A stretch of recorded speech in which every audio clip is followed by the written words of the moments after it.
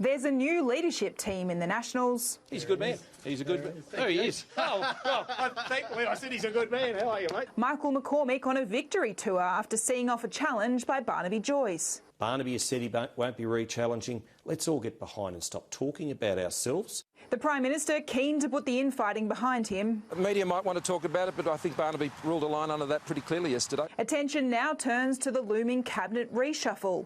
Darren Chester and Keith Pitt, the likely pair to replace Bridget Mckenzie, who resigned over the sports rorts, and Matt Canavan, who quit to back Barnaby Joyce. We will have the best people in those roles. And suggesting one of those people could eventually be Bridget Mckenzie. I look forward to Bridget working hard for regional Victoria in her Senate role and coming back later on down the track. The scandal surrounding $100 million in taxpayer grants dominated much of January, and now with Parliament returning, it's carried right over into February. Were the projects that received money under the Community Sports Infrastructure Scheme the ones that had the most merit? I believe funding community sports infrastructure always has merit. From Labor's attack lines to friendly fire over climate change, Scott Morrison has a fight on multiple fronts.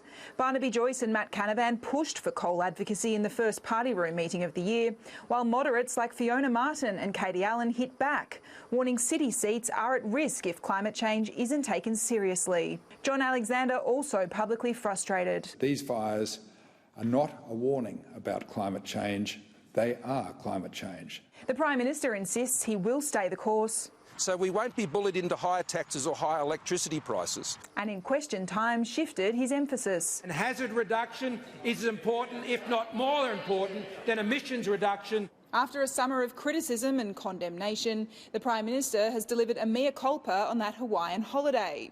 He's apologised previously, but now, after 2 negative news polls, Scott Morrison has said sorry for the first time. We wish we didn't, and we're sorry about that. I understood it made people angry, but, you know, we're sorry about that.